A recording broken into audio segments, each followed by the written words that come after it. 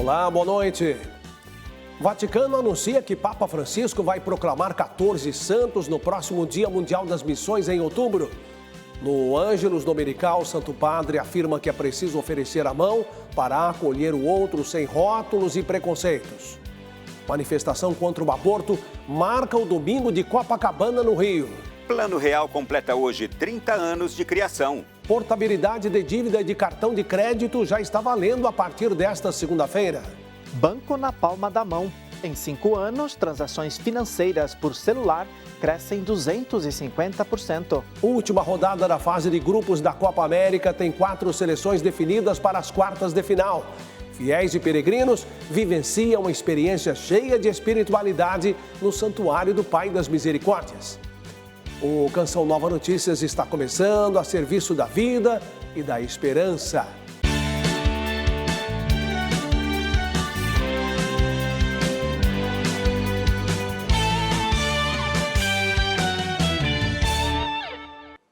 Como tradicionalmente acontece no Vaticano, o Papa Francisco rezou neste domingo a oração mariana do Ângelus e pediu aos fiéis que acolham as pessoas sem discriminação, rótulos e preconceitos. Hoje o Vaticano anunciou que no Dia Mundial das Missões, em outubro, o Santo Padre vai proclamar novos santos. Durante o consistório, o Papa decretou que no dia 20 de outubro serão proclamados os seguintes novos santos para a Igreja: Manuel Ruiz Lopes e 7 companheiros da Ordem dos Frades Menores e Francisco Motti e Rafael Massabique, fiéis leigos mártires; Giuseppe Alamano, sacerdote e fundador do Instituto dos Missionários da Consolata e das Irmãs Missionárias da Consolata; Marie Leone, fundadora da Congregação das Pequenas Irmãs da Sagrada Família; Helena Guerra, fundadora da Congregação das Oblatas do Espírito Santo. A data da canonização do beato Carlo Acutis, considerado o padroeiro da internet, ainda será determinada. Provavelmente será proclamado santo durante o jubileu. Na oração mariana do Ângelus deste domingo, o Papa voltou a recordar os países em guerra. Neste último dia de junho, imploremos ao Sagrado Coração de Jesus de tocar os corações daqueles que querem a guerra, para que se convertam em projetos de diálogo e paz. E na reflexão do Evangelho do domingo, que narra a cura da mulher que sofria de hemorragia e a filha de Jairo, que estando morta voltou a viver, o Papa explicou que ambas eram consideradas impuras, de acordo com uma concepção religiosa errada, segundo a qual Deus separa os puros de um lado e os impuros de outro.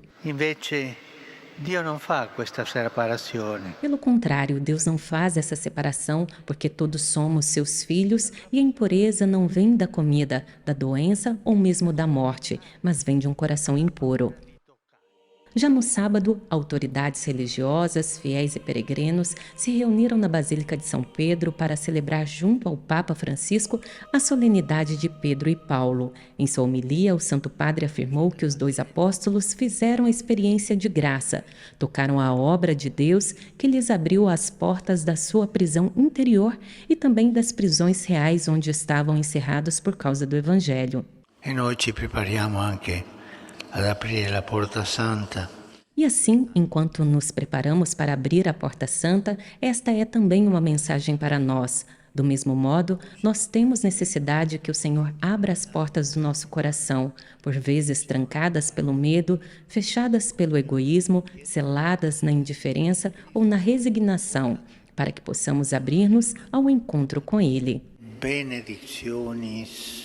Na celebração, o Santo Padre abençoou os palhos, uma vestimenta litúrgica que foram entregues a 42 arcebispos de diferentes nacionalidades, entre eles 5 do Brasil e o Patriarca de Lisboa. O que nós desejamos, como arcebispos, como bispos do Brasil, é exatamente abrir essas portas do Evangelho, para que ele possa chegar ao coração de todas as pessoas. De Roma para o Brasil, o Santuário do Pai das Misericórdias na Canção Nova, fiéis e peregrinos vivenciaram uma experiência única e cheia de espiritualidade nesta segunda-feira. 3 relíquias e uma réplica em tamanho real do corpo de São Vicente de Paulo, patrono das instituições de caridade, foram expostas para veneração no Santuário do Pai das Misericórdias. Fiéis renderam graças e pediram a intercessão do santo francês. A carta representa toda a unidade da família vicentina e a relíquia de primeiro grau, que é a central, que é uma de suas costelas, representa toda a sua entrega, né, como pessoa para o serviço de evangelização dos pobres camponeses e para a formação do clero, né. A relíquia que está do lado contrário é uma parte de uma túnica dele, é uma veste litúrgica, onde ele representa todo o seu ministério. As relíquias estão em peregrinação desde o dia 12 de abril, para celebrar os 400 anos da congregação. Recebê-las no Santuário do Pai das Misericórdias é a confirmação de um legado: cuidar daqueles que mais necessitam. Esse homem tão generoso que foi, né? E que espalhou, né, a sua bondade, o seu modo de viver. E para nós aqui, Canção Nova, que somos uma família, né, abraçamos esse carisma de São Vicente, de cuidar dos pobres, para nós também é muito importante, porque nos estimula a caminhar no sentido de buscar a santidade, quer dizer, a pertença a Deus que nos santifica. Paulo é vicentino e autor da canção O Construtor do Céu, cuja letra faz homenagem a outro vicentino, Sérgio Habib, pai de Padre Jonas. Trabalhava para os ricos, para socorrer os pobres. União de carismas que resultou no trabalho de evangelização por meio da música. Aquele que tanto nos inspirou, né? Aquele que tanto nos ensinou, e a gente vê que tem ali, né, um pedacinho dele, né, entre nós. Dar assistência e cuidado aos pobres. Legado deixado por São Vicente e concretizado na Rede de Desenvolvimento Social Canção Nova e no auxílio prestado à sociedade vicentina na cidade. A caridade providente de Deus sustenta os que buscam uma vida melhor. De lares simples, causas nobres. E a campanha do projeto Dai-me Almas, responsável por sustentar a evangelização realizada pela Canção Nova pelos meios de comunicação, chegou aos 100% no mês de junho. Motivos para celebrar não faltam. A Canção Nova amanheceu sorrindo para a vida. Nós chegamos aos 100%, minha gente! O percentual mais aguardado dos últimos dias foi revelado. O coração está explodindo de gratidão hoje. A gente, em 14% que a gente tinha faltando na campanha na sexta-feira. Lucas do céu, sexta-feira tava difícil, né? Tava, a gente entregou, como foi, né? A gente não desistiu, como foi a pregação, a gente não desistiu. A gente viu que estava difícil, mas mesmo assim a gente não desanimou, a gente não deixou a peteca cair, a gente está aqui com 100%, graças aos sócios, graças a todo mundo. A gente viu a mobilização acontecendo durante todos esses dias e foi muito bonito. A meta da campanha não era alcançada no mês de junho já há 2 anos. Deus fala nos fatos e nos pequenos detalhes. Primeiro dia do mês, primeiro dia do semestre, vamos em frente, vida nova é um sinal que Deus nos dá também. Esperança, temos que seguir adiante. Julho começou, o desafio do Dai-me Almas continua. Deus caminha entre nós e você é convidado a colaborar com generosidade. Vamos celebrar, Deus está aqui. Vamos celebrar, Deus está aqui no meio de nós. Ele está presente aqui.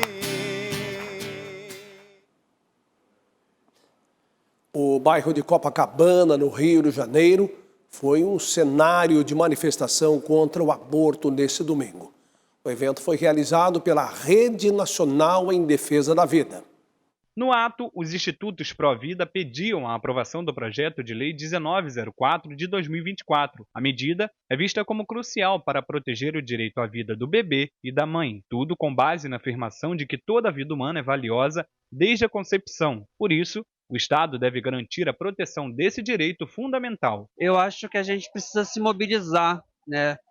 Mostrar que existe o outro lado, que a maioria da população é a favor da vida. O projeto propõe uma mudança na punição de quem pratica o aborto. Isso significa que, em todos os casos, a punição passaria a ser igual à de quem comete assassinato, que pode ir até 20 anos de prisão. Em março deste ano, o Conselho Federal de Medicina publicou uma resolução proibindo médicos de realizarem o procedimento de assistolia fetal, quando houver possibilidade de sobrevida do bebê acima de 22 semanas de gestação nos casos de interrupção da gravidez previstas em lei. A gente precisa sempre preservar a vida. A gente não pode simplesmente achar que um feto na barriga da sua mãe é um ser desprezível. Ele já tem todos os seus órgãos, ele já está formado no ventre da mãe. Nós precisamos sempre preservar as vidas. Nós somos pró-mulher, pró-bebê, nós somos pró-criança e queremos dizer sim às duas vidas, porque ambas as vidas importam. Então é importante não só essa mobilização nas ruas, mas nas redes sociais e todo tipo de mobilização popular possível para que de fato esse projeto seja aprovado o quanto antes. Os defensores pró-vida também destacam que o projeto visa evitar situações em que o aborto é realizado por razões não médicas ou sem justificativa legal. Eles acreditam que a legislação atual permite uma ampla margem de interpretação e que o projeto tem maior clareza e rigor. Diante dos mais diferentes desastres, o uso de técnicas adequadas é essencial para salvar vidas. Em Minas Gerais, o Corpo de Bombeiros inaugurou um laboratório para aprimorar o serviço oferecido pela corporação. Quais as melhores técnicas de salvamento em casos de enchentes, deslizamentos de terra, de afogamentos, rompimentos de barragens?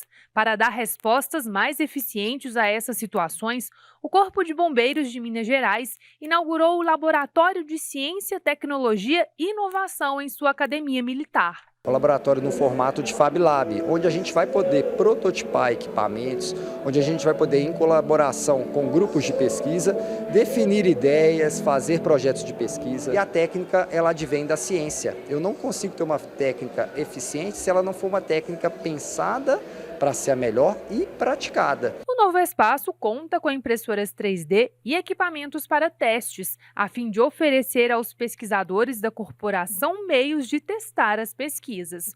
O local faz parte do Centro Intersetorial de Pesquisa em Alterações Climáticas e Redução do Risco de Desastres do Corpo de Bombeiros do Estado e conta com a parceria de 8 instituições de ensino. Então são várias iniciativas que, colaborando umas com as outras, nós teremos uma redução do risco de desastre em todos os formatos, no período seco, no período chuvoso, nas ocorrências cotidianas, como citei o acidente automobilístico, nos incêndios urbanos, na melhoria das normas de segurança contra incêndio.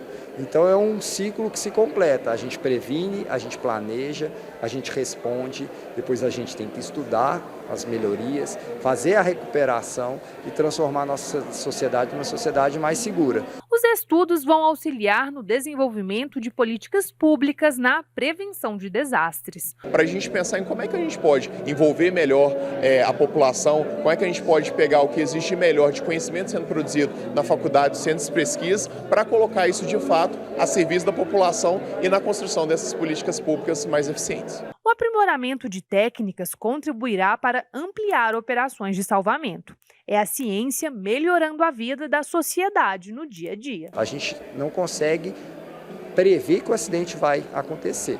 A gente pode até tentar prevenir com campanhas, com informação, mas na hora que ele acontece a gente tem que estar preparado e a melhor técnica virá da ciência. Melhor técnica, o melhor equipamento, a melhor posição da nossa guarnição, tudo isso reflete na nossa segurança, mas também na segurança da sociedade.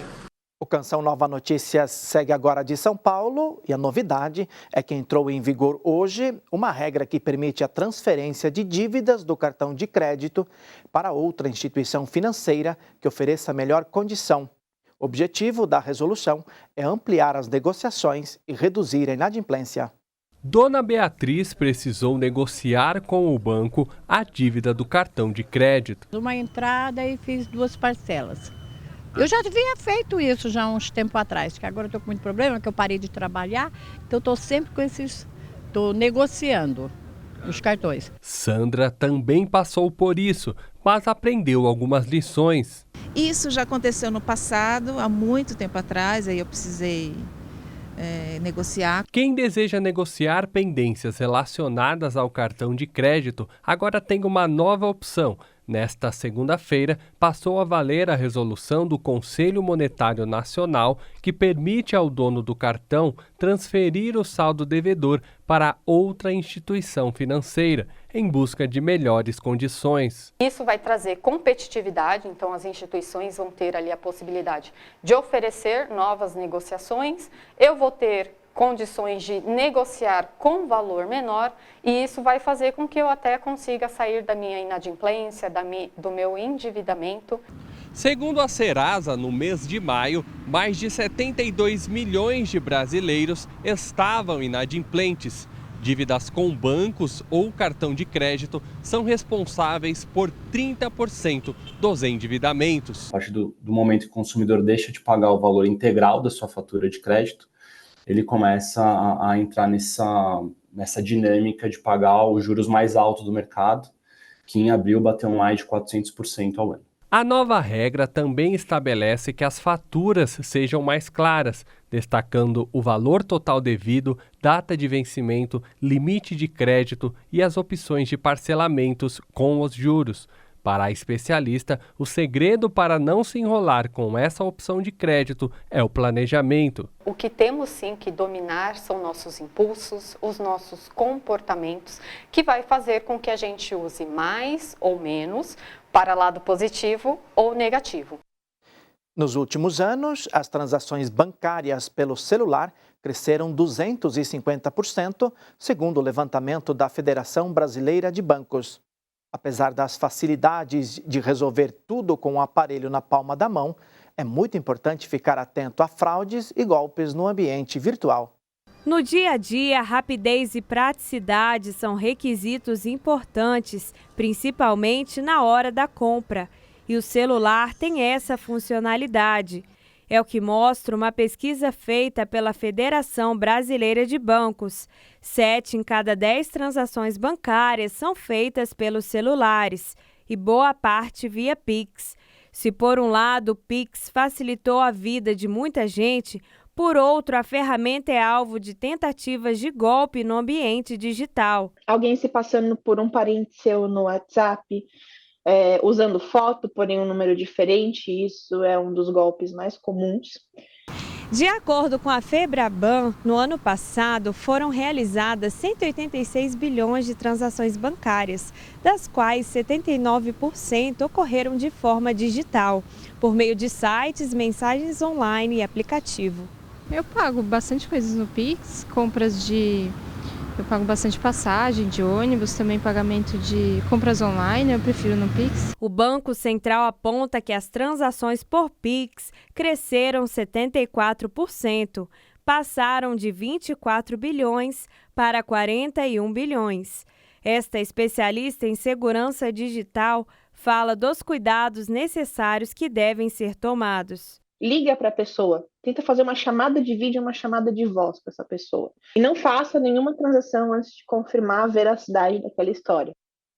Amanhã a gente volta com mais notícias aqui de São Paulo. E nós seguimos agora de Brasília para falar sobre o Plano Real, que completa 30 anos de criação. A moeda brasileira nasceu na gestão do presidente Itamar Franco, que tinha como ministro da Fazenda Fernando Henrique Cardoso. Entre o final dos anos 80 e a metade dos 90, o Brasil passava por um processo de hiperinflação. Em julho de 1994, o Plano Real foi implantado para tentar cessar o aumento na taxa de juros, que chegou a alcançar até 2.500% por ano. Era um país endividado, com vários problemas de infraestrutura, O Plano Real e a estabilidade da moeda propiciou vários momentos importantes de crescimento econômico e, sobretudo, de controle da inflação e que permitiu às camadas mais pobres não serem atingidas por esse imposto social que é a inflação. O poder de compra do brasileiro com a nova moeda também melhorou.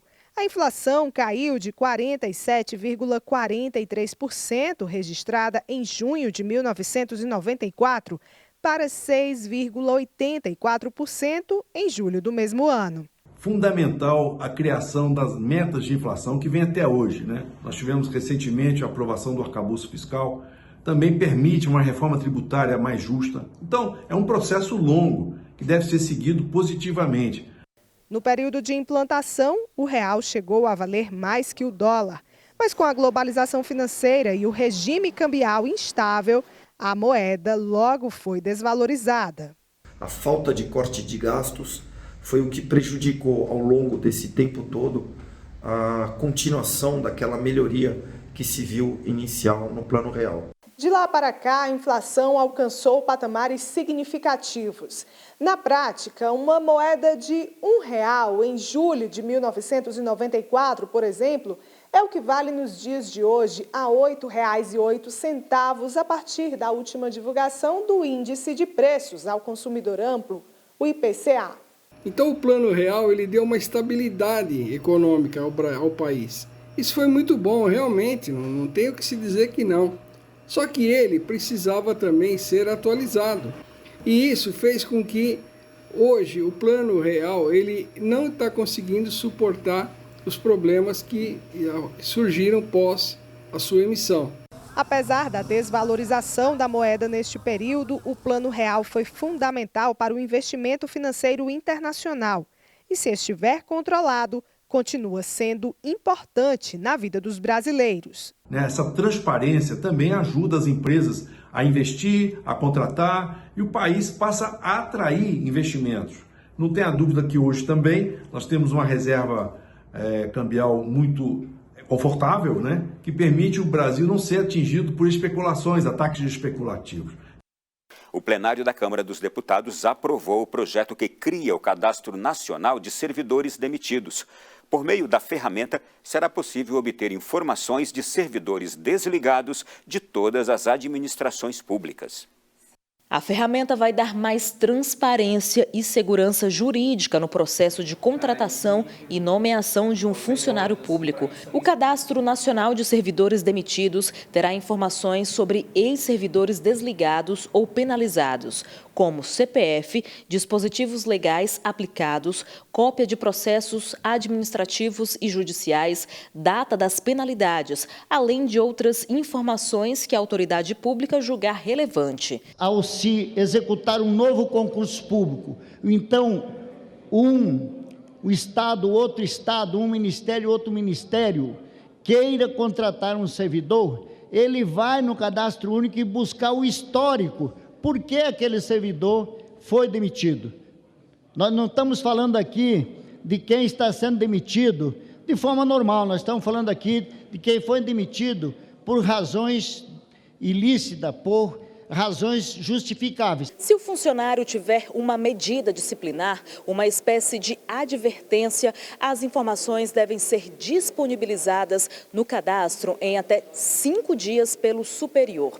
Já o registro dos ex-servidores com impedimentos terá prazo de 30 dias. Agora, o projeto segue para análise do Senado Federal, onde será discutido antes de ser encaminhado para a sanção presidencial. A Agência Nacional de Energia Elétrica informou que julho terá bandeira amarela de energia com custo adicional na conta de luz. De acordo com a agência, o motivo da bandeira amarela para este mês é a escassez de chuvas e inverno com temperaturas mais altas, o que motiva o acionamento das termoelétricas. Na prática, vai aumentar R$ 1,88 a cada 100 kW consumidos. A semana está apenas começando. Desejo a você um bom prosseguimento e até amanhã com mais notícias de Brasília.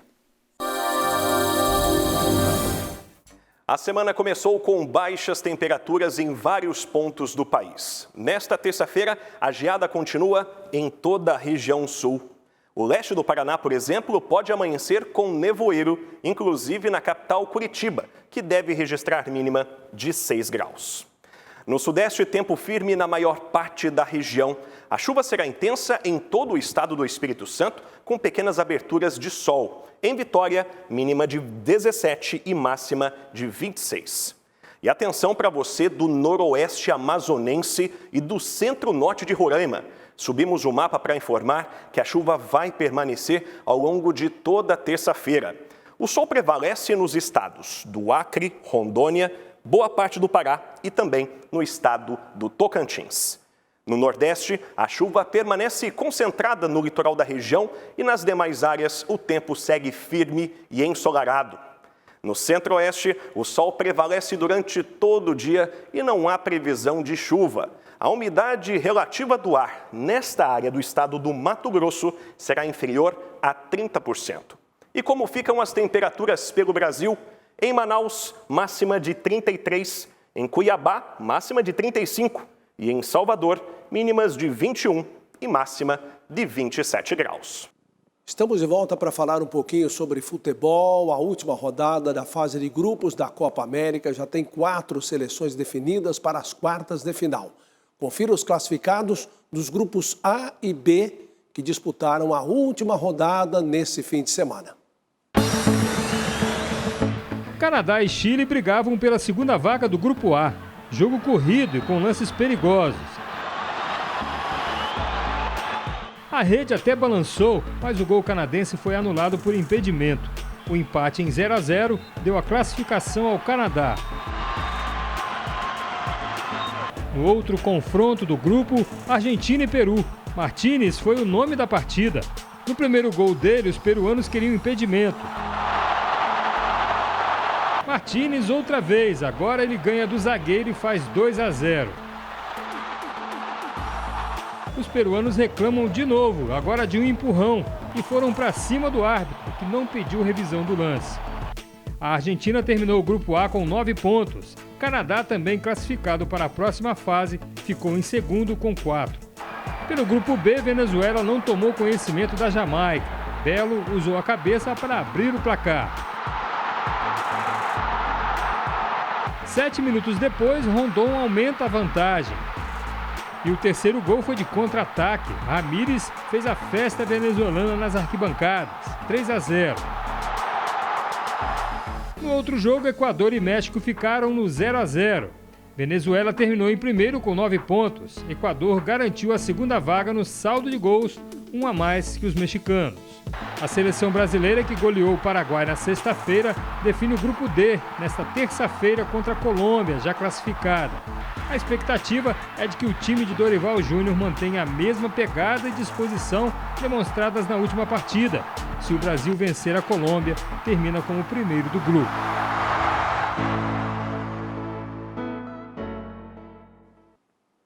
E do futebol para o ciclismo, o fim de semana foi marcado pelo Giro da Itália, uma das etapas do Tour de France, vencido pela primeira vez na história por um africano. No Tour de France, tem sempre ciclista que fica pelo caminho. Os acidentes sempre acontecem porque os atletas disputam palmo a palmo o espaço na pista. Mas é claro que o Tour de France não vive só de tombos e sustos. Em uma das provas mais cobiçadas pelos ciclistas, o pelotão de elite sempre faz bonito. E as surpresas também estão no pacote. Nessa etapa, Biniam Girmay, da Eritreia, no nordeste da África, entrou para a história da prova. E ao cruzar em primeiro a linha de chegada do Giro da Itália, se tornou o primeiro ciclista negro africano a vencer uma etapa do Tour de France. Antes de mais nada, agradeço a Deus por tudo, porque me dá toda a força e apoio. Desde que comecei a pedalar, eu nunca sonhei em fazer parte do Tour de France, mas agora não consigo acreditar. My family, my wife, all the Eritrean and African. Só quero agradecer a minha família, minha esposa, todos na Eritreia e os africanos. Agora realmente fazemos parte das grandes corridas. Agora é o nosso momento, é a nossa hora.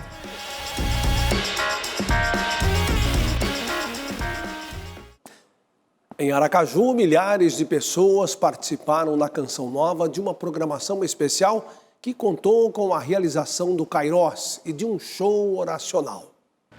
A proposta é fazer uma experiência com a misericórdia divina, levar às pessoas o sentimento da graça pela vitória em Cristo Jesus.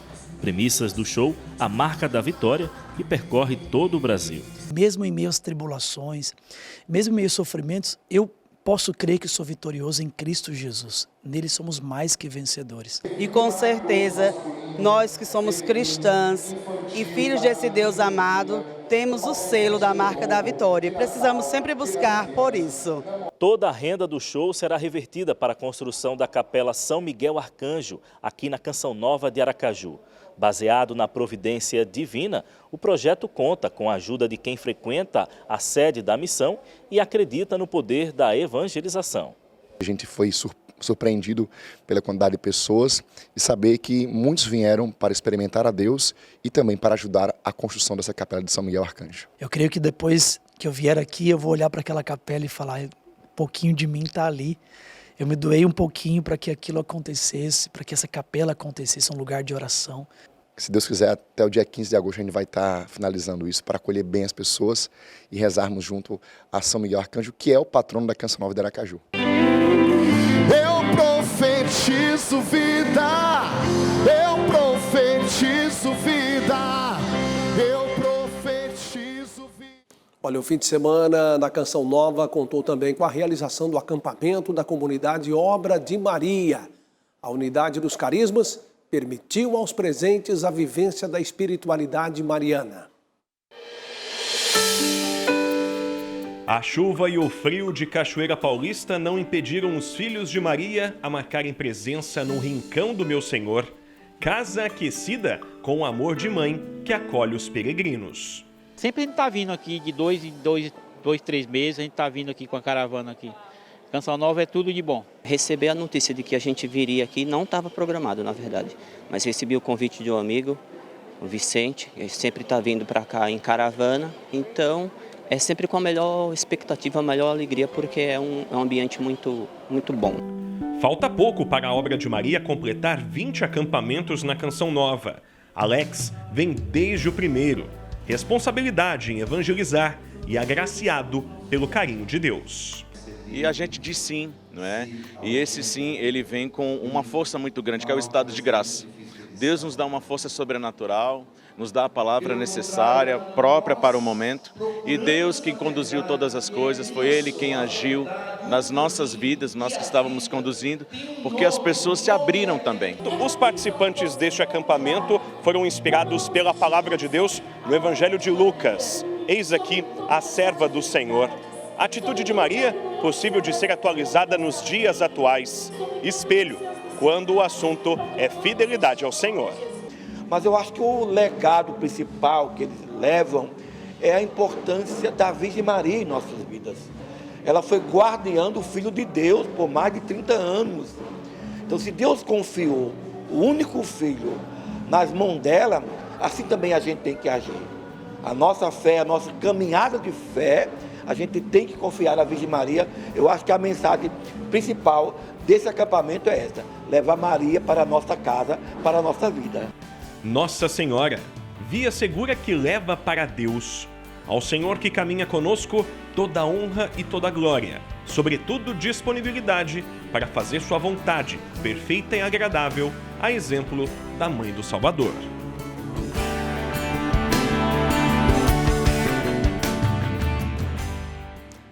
A seguir tem transmissão da Santa Missa direto de São Paulo. Às 9, buscai as coisas do alto. E às 10, você assiste ao programa Revolução Jesus ao vivo. Nos vemos novamente amanhã. Boa noite. Paz para você.